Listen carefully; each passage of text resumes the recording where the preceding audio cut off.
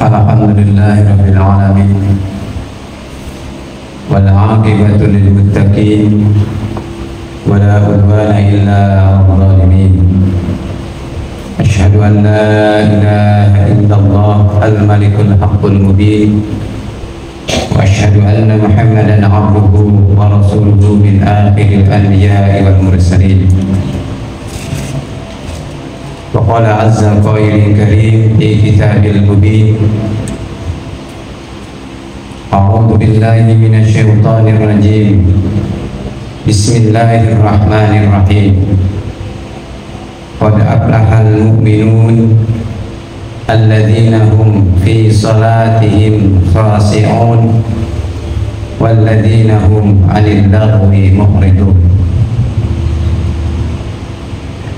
Waqala Rasulullah sallallahu alaihi wasallam man ahabba liqa Allah ahabba Allahu liqa'ah wa man kariha liqa Allah kariha Allahu liqa'ah. Sadaqallahul azim wa sadaqa Rasulul karim. Amma ba'du, fa ya ayyuhal hadirun usikum wa iyaya bittaqwallah faqad fazal muttaquna fawzan 'azima. Hadirin rahimakumullah, saat ini kita sedang melaksanakan dua ibadah sekaligus, yaitu ibadah saum Ramadan dan ibadah sholat Jum'ah. Mudah-mudahan kedua ibadah ini Allah Subhanahu wa Ta'ala menjadikan saat kita mendapatkan maghfirah, rahmat serta berkah di bulan Ramadan ini. Amin ya Allah ya Rabbal alamin. Hadirin rahimakumullah, di antara ciri orang yang beriman adalah ketika melaksanakan perintah Allah maka diiringi dengan niat tulus dan ikhlas, maka akan mendatangkan sebuah kebahagiaan. Seperti halnya kita sedang lelah, sedang lapar, sedang haus, tetapi kalau kita jujur, kenapa kita masih ada bahagia, masih ada senang? Berbeda ketika kita melaksanakan saum sunat, orang lain pada makan, kita menahan lapar. Mungkin tidak seperti sekarang, karena semuanya sama-sama sedang saum. Tetapi ketika kita lapar, ketika kita lemas, lelah, kadang ngantuk, tapi kenapa tersimpul dalam hati kita kebahagiaan? Itulah ciri keimanan seseorang. Namun di dalam Al-Quran, Allah Subhanahu wa Ta'ala memanggil orang-orang beriman itu dengan dua panggilan. Yang pertama, ketika Allah Subhanahu wa Ta'ala tidak menyampaikan perintah atau larangan kepada orang-orang yang sudah masuk Islam atau orang yang beriman, Allah memanggil orang-orang beriman itu dengan ya ayyuhalladzina amanu. Itu yang pertama. Seperti ketika Allah Subhanahu wa Ta'ala memanggil tentang adanya syariat saum ketika diwajibkan pada tahun kedua Hijriyah, berkaitan dengan Al-Quran surat Al-Baqarah. Allah memanggil dengan panggilan ya ayyuhalladzina amanu kutiba alaikumusiyam dan seterusnya. Begitupun ketika Allah Subhanahu wa Ta'ala menerangkan syariat supaya kita hendaknya benar-benar melaksanakan perintah Allah, menjauhi larangan Allah, semua semangat mengajak semua anggota keluarga, teman, karib dan saudara, tetangga untuk senantiasa beribadah, mendekat kepada Allah Subhanahu wa taala, menjauhi dari api neraka. Di surat At-Tahrim Allah Subhanahu wa taala menjelaskan, ya ayyuhalladzina amanu qu anfusakum wa ahlikum nar, dan seterusnya. Begitupun syariat-syariat tentang larangan. Allah Subhanahu wa taala memanggil orang-orang beriman itu dengan sebutan ya ayyuhalladzina amanu. Berbeda ketika Allah Subhanahu wa taala memanggil dengan sebutan orang-orang yang beriman dengan sebutan al-mu'min. Bahkan Allah Subhanahu wa taala menempatkan satu surat khusus yang namanya surat Al-Mu'minun. Kalau dari segi harfiah, alladzina amanu, orang-orang yang beriman. Al-Mu'minun sama orang-orang yang beriman. Tetapi kalau kita lihat di ayat-ayat awal, Allah Subhanahu wa taala tidak menjelaskan tentang perintah dan larangan kepada orang-orang mukmin. Bahkan di ayat pertama Allah Subhanahu wa taala langsung menyatakan pujian kepada orang-orang yang beriman. Seperti firman Allah di dalam surat Al-Mu'minun ayat pertama. A'udzubillahi minasyaitonir rajim. Bismillahirrahmanirrahim. Qad aflahal mu'minun. Sungguh beruntung orang-orang yang beriman. Lantas apa bedanya orang-orang yang beriman dengan sebutan alladzina amanu dan orang-orang yang beriman dengan sebutan al-mu'minun itu sendiri? Ternyata para ulama tafsir membeberkan pengertian orang-orang beriman alladzina amanu dan al-mu'minun. Ketika orang beriman masuk fase muslim, dia mendapatkan syariat taklif tugas untuk melaksanakan perintah Allah, menjauhi larangan Allah, maka Allah memanggil dengan sebutan sayangnya, wahai orang-orang yang beriman. Lalu datanglah perintah. Contohnya di surat At-Tahrim, qu anfusakum, jauhilah, hendaklah kau benar-benar melaksanakan perintah Allah, menjauhi larangan Allah, jauhi api neraka, ajaklah berbondong-bondong keluargamu, keluarga dekatmu, tetanggamu untuk sama-sama nanti reunian di surga. Bukan hanya sekedar kita bertemu di dunia ini menjalin kasih sayang dengan sanak saudara, tetapi kita ingin kasih sayang ini terbawa nanti ke akhirat. Rasa sayang kita terhadap anak, rasa sayang kita terhadap cucu bukan hanya terbatas sayang itu di dunia, tetapi kita ingin tentunya merasakan nikmat Allah kelak di akhirat, reuni nanti di surga. Pertanyaannya, ketika orang beriman, orang muslim diseru dengan perintah itu, ya ayyuhalladzina amanu qu anfusakum wa ahlikum nar. Kata Allah Subhanahu wa taala, apakah setiap orang yang diseru orang-orang mukmin itu melaksanakan perintah Allah, datang ke majelis taklim, benar-benar dia dalam bekerja menjauhi apa yang dilarang Allah, menjauhi hal-hal yang subhat, yang haram? Apakah banyak yang terbungkus dengan dosa? Ternyata orang-orang yang dipanggil, orang yang sudah masuk Islam dengan sebutan ya ayyuhalladzina amanu tentang syariat, tidak semua orang melaksanakan tugas syariat tersebut. Bahkan ada yang terpaksa, bahkan ada yang diiringi dengan riya, sum'ah, ingin didengar, ingin dilihat dan sebagainya, tidak ikhlas karena Allah, terpaksa dan sebagainya. Itulah orang-orang yang beriman dengan sebutan ya ayyuhalladzina amanu. Oleh karena itu pantas di dalam ayat yang lain, di surat yang lain, Allah Subhanahu wa taala membagi orang mukmin itu orang-orang yang yurisul kitab, mendapatkan warisan al-kitab itu dengan 3 golongan. Yang pertama, ad-dhalimu li nafsi, orang yang zalim terhadap dirinya. Dia kadang lalai terhadap tugas yang wajib pun dia kadang lalaikan, tetapi sebagian saja. Yang sunat sering dia tinggalkan. Itulah kategori dhalimu li nafsi. Meskipun dia nanti dijanjikan akan masuk surga, tetapi dijamin belum tentu ada jaminan masuk surga tanpa melalui proses kesabaran yang berat. Bisa jadi ketika nanti di akhirat masih terbawa dosanya ke akhirat, tidak habis dosanya di dunia dengan cobaan, ujian, musibah dan sebagainya, masih terbawa ke akhirat, dan di akhirat harus sampai pada hisab mizan, ditimbang dosanya karena dosanya terbawa ke akhirat.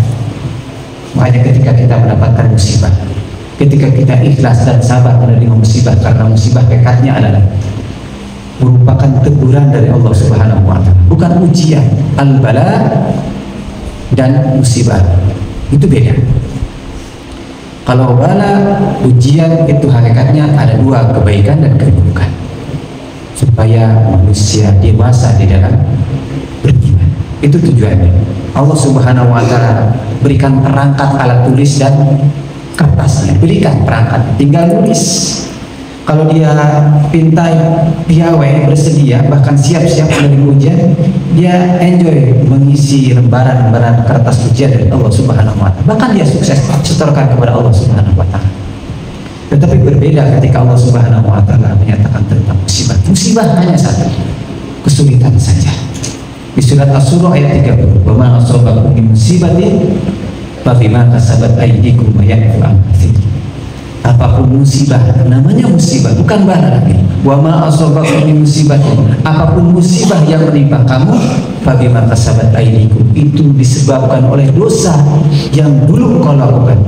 Seminggu, sebulan, setahun, 2 tahun, 5 tahun, 10 tahun, bisa jadi Allah baru timpakan sekarang supaya apa? Rasa sayang, rahman, rahimnya Allah, supaya nanti tidak terbawa dosanya ke akhirat. Setor ke akhirat sudah lulus lunas ketika sabar menerima musibah. Karena musibah itu babima kasabat aidikum, disebabkan oleh dosa dan kesalahan kita. Allah timpakan musibah itu pun sudah overload, sudah lewat. Karena Allah di ujung ayat surat Asy-Syura 30 menyatakan wa ya'fu an katsir, Allah memaafkan dari sekian banyak dosa dan kesalahan itu, tidak ditimpakan sebuah musibah. Al-katsirin, kebanyakan dosa dan kesalahan itu Allah maafkan. Ingat, ada sifat Allah itu ada dua, ada ghafurun, ada afuun. Maka ada afuun, ghafur. Kalau ghafurun itu ada proses pemintaan maaf, pemintaan istighfar dari kita, istighfar, meminta ampun, proses meminta ampun. Baru ketika dikabulkan oleh Allah mendapatkan maghfirah, ampunan. Kalau ampun itu tidak ada istighfar, tidak ada.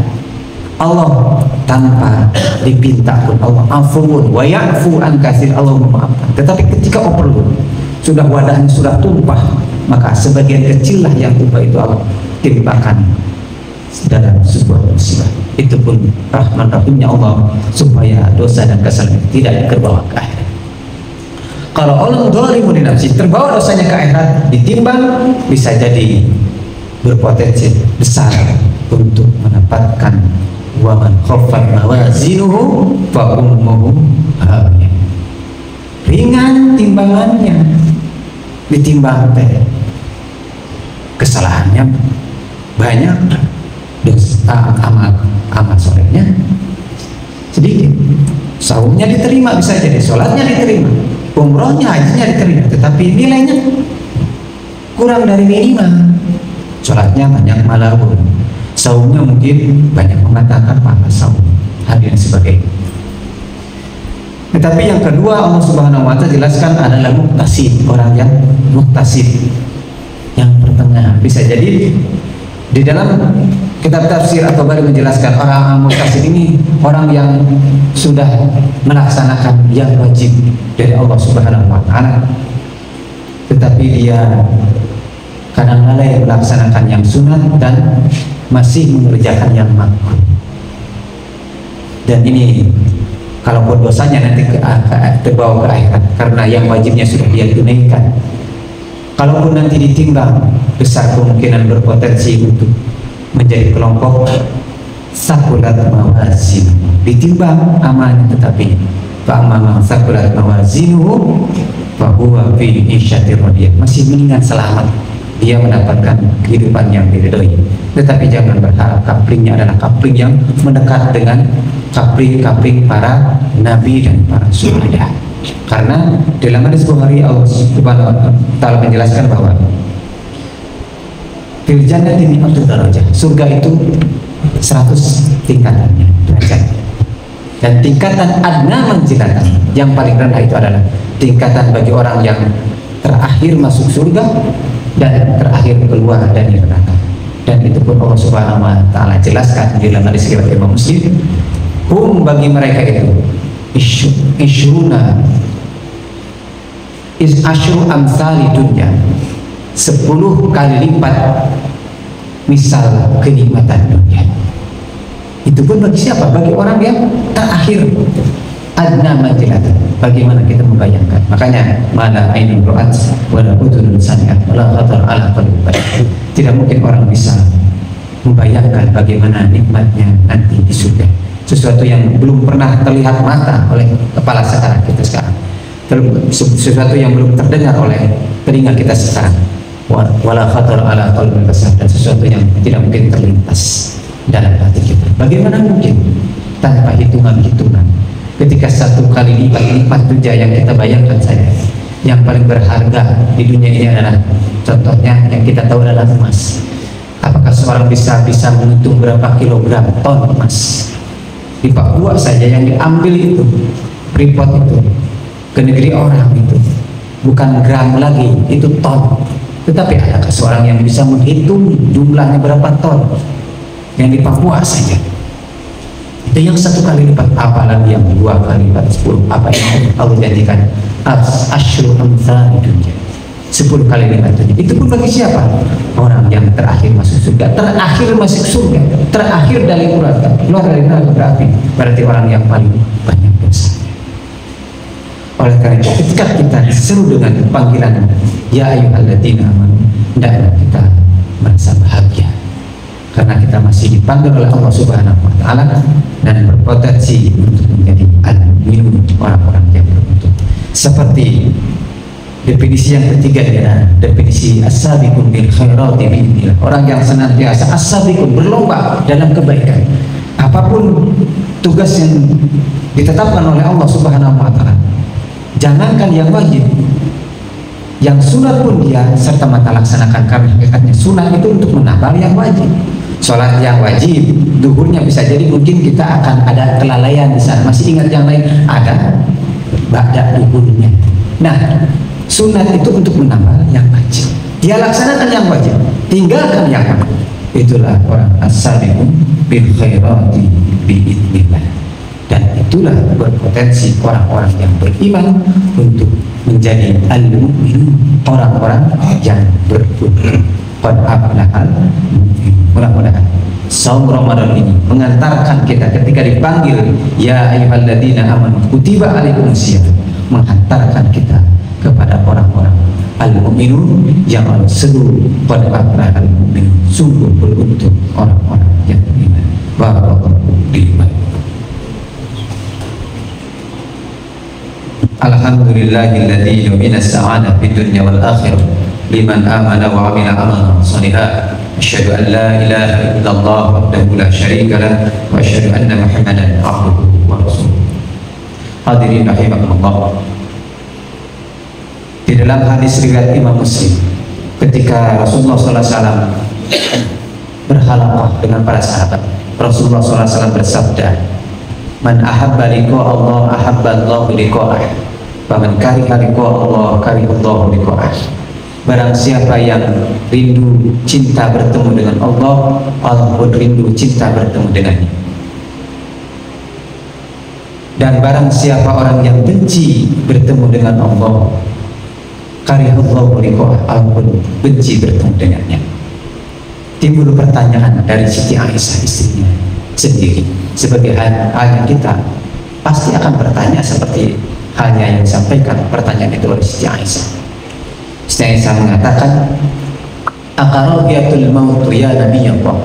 Wahai Nabi Allah, apakah yang dimaksud benci tentang kematian itu, tentang benci bertemu dengan Allah itu adalah benci tentang kematian? Wa nahnu nakrahul mauta, karena masing-masing kita benci kematian, jujur sama. Meskipun kita sudah tua, sudah sakit-sakitan, tetapi kalau menyatakan seminggu lagi siap mati, belum tentu siap. Siapapun orangnya, apalagi orang merasa sehat, bugar dan sebagainya, masih banyak tugas, masih ada untuk menyekolahkan anak dan sebagainya, tentu dirasakan belum siap. Tapi Rasulullah SAW terus menimpali atau menjawab apa yang disampaikan oleh Siti Aisyah tersebut. Walaysa kadzalik, tidaklah seperti itu. Lalu Rasulullah SAW menyatakan, walakinnal mu'mina, akan tetapi orang mukmin. Nah, kembali lagi kepada mukmin. Al-mu'min adalah mufradnya al-mu'min.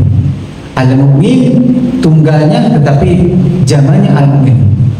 Rasul tidak menyatakan walakin alladzina amanu, tetapi Rasulullah SAW menyatakan walakinnal mu'min, jamannya al-mu'minun, pakai nun, mufradnya tunggalnya mu'min, seorang mu'min. Idza hadara alaihimul maut, idza hadaral maut, ketika hadirnya kematian, busyiro, diberikan kabar gembira. 3 hal, busyiro bi rahmatihi, busyiro bi fadlihi, wa busyiro bi jannatihi. Diberikan kabar 3, dengan rahmatnya, dengan karunia-Nya, dengan surganya. Sampai-sampai dia mengatakan laisa syai'un ahabbu ilaihi mimma amama, tidak ada sesuatu yang paling indah, yang paling aku sukai. Meskipun di dunianya dia punya 10 mobil, sekian hektar sawah, sekian ratus juta tabungan, tetapi dia mengatakan laisa syai'un ahabbu ilaihi mimma amama. Yang dulu Siti Aisyah mengatakan dibenci, dan kita pun sama-sama benci tentang kematian karena belum merasa siap. Tetapi ingat, kalau kita masuk orang-orang mukmin yang benar-benar ketika dipanggil oleh Allah Subhanahu wa Ta'ala dengan perintah ya ayyuhalladzina, merasa terpanggil melaksanakan perintah Allah dengan ikhtisar. Kalau saum itu ikhtisar. Apa? Sama seperti halnya dengan sifat orang mukmin yang kedua, alladzina hum fi sholatihim khashi'un. Khusyuk di dalam sholat itu hanya seperti ihtisab dalam sholat. Ingat kita sedang sholat. Kalau ihtisab pada saum, ingat kita sedang saum. Fokusnya tentang perintah Allah saum. Berarti kalau fokusnya saum, seberapa banyak juz Al-Quran yang sudah kita baca dan lain sebagainya. Fokusnya bukan kepada menu tentunya. Kalau menu tentunya kepada makanannya, tetapi kalau perintah saum tentunya bukan hanya menu, tetapi seberapa banyak kebaikan yang sudah kita lakukan. Itu ikhtisar. Nah, orang yang sudah sampai dalam kategori mukmin, kata Rasulullah, dia sampai mengatakan sesuatu yang dulu dia bencinya, tidak dia sukai. Laisa syai'un ahabbu ilaihi mimma amama. Tidak ada sesuatu yang paling aku sukai kecuali apa yang ada di depanku ini. Padahal Rasulullah SAW menyatakan tentang sakitnya sakratul maut, tetapi di saat itu justru dia mengatakan sesuatu yang paling indah. Berarti sakitnya tidak terasa, bahkan dia menyatakan merasakan sesuatu yang terbalik, sesuatu yang paling indah, yang paling aku sukai. Karena apa? Karena Allah Subhanahu wa Ta'ala memberikan kabar 3 hal tadi, busyiro bi rahmatihi, busyiro bi fadlihi, wa busyiro bi jannatihi. Lanjutnya dalam hadis masih riwayat Imam Bukhari, Rasulullah SAW melanjutkan tentang babnya dalam bab sifatul jannah wa ahlihi wa naimi, tentang sifat surga dan ahli dan nikmat-nikmatnya. Imam Bukhari menyatakan bahwa inna ahadakum, kata Rasulullah SAW, sesungguhnya salah satu di antara kalian, siapapun di antara kalian, idza matas, ketika dia sudah mati sampai ke alam barzah. Kalau tadi di kala sakaratul maut diberikan kabar, tetapi ketika masuk ke alam barzah, idza mata ahadukum, uridu alaihi maq'adahu minal jannah min ahli jannah wan nar min ahlina. Maka diperlihatkan baginya maq'adahu, tempat tinggalnya bagi ahli surga diperlihatkan surga, dan bagi ahli neraka diperlihatkan neraka. Hadirin rahimakumullah, kalau sekarang kita dijanjikan oleh Allah Subhanahu wa taala, kita baca Al-Qur'an, al-jannah mu'iddat lil muttaqin wasari'u ila magfiratin mir rabbikum wa jannatin arduha samawati wal ardh uiddat lil muttaqin. Bersegeralah kepada ampunan Tuhan dan surga yang luasnya seluas langit yang di bumi dijanjikan kepada orang yang bertakwa. Potensi yang takwa itu adalah potensi dari mukmin. Alladzina amanu mu'minun dan muttaqin. Sekarang kita dijanjikan oleh Allah Subhanahu wa taala, dijelaskan tajri min tahtihal anhar. Belum bisa terbayang bagaimana kesuburan surga mengalir di bawahnya sungai-sungai. Di sana ada mata air dari air susu dan sebagainya. Terbayang susu yang ada di dunia? Tidak terbayang. Burunan seluruh sirum gitu kabayang teh amis. Tidak bisa terbayangkan karena Rasul membatasi mala ain ro'at, tetapi yakin penuh dengan kenikmatan. Tetapi sudah pas sakaratul maut baru dikabarkan. Nah, dikabarkan tos ETW ketika kita dijanjikan sebuah hadiah dari bos kita, THR katakan. Dan THR ini istimewa sekarang karena saya akan resign dari tugas sebagai direktur. Dan saya akan membagi-bagikan semua aset saya kepada karyawan terbaik, dan Anda termasuk karyawan terbaik dari 10 karyawan terbaik yang saya janjikan hadiah. Yang 9 sudah dijanjikan hadiah yang istimewa. Terbayang istimewanya karena perusahaannya adalah perusahaan bonafit, asetnya triliunan. Terbayang kan asetnya. Dan 10 karyawan ini diberikan hadiah THR yang terbaik. Dijanjikan oleh seorang bos, yang 9-nya sudah didapatkan, berarti dia mendapatkan janji. Bayangkan, bos saja yang menjanjikan, apalagi ini Allah Subhanahu wa taala yang menjanjikan. Sekarang dijanjikan waktu sakaratul maut itu OTW dikabarkan, dan nanti ketika di alam barzakh diperlihatkan. Tentunya bagi seorang mukmin ketika menghadapi masa depan itu akan menjadi sebuah tenaga besar, energi besar untuk melaksanakan perintah Allah dengan sebenar-benarnya, hak qoti. Kenapa? Masa depan dia kalau ditanya mau kemana, pasti dia mau ke surga. Bayangannya surga. Apapun larangan, rintangan, pujian, celaan dari orang tidak menjadikan dia pujian itu tersanjung, celaan tidak menjadikan dia tertunduk lemas, apalagi dia menjauh dari medan dakwah. Tapi dia terus melakukan apa? Karena tujuannya dia yakin wal akhiratu khairu wa abqa wal akhiratu khairul laka minad dunya. Mudah-mudahan Allah Subhanahu wa taala memudahkan kita dalam saum yang kali ini, dan belum tentu kita merasakan saum yang akan datang. Saum kali ini mengantarkan kita pribadi mukmin yang muttaqin yang Allah janjikan di ujung perintah saum itu, la'allakum tattaqun, dan hanya muttaqinnya yang dijanjikan oleh Allah surga. Rabbana la tuzigh qulubana ba'da idh hadaytana wa hab lana min ladunka rahmah innaka antal wahhab. Rabbana amanna faghfir lana warhamna wa anta khairur rahimin.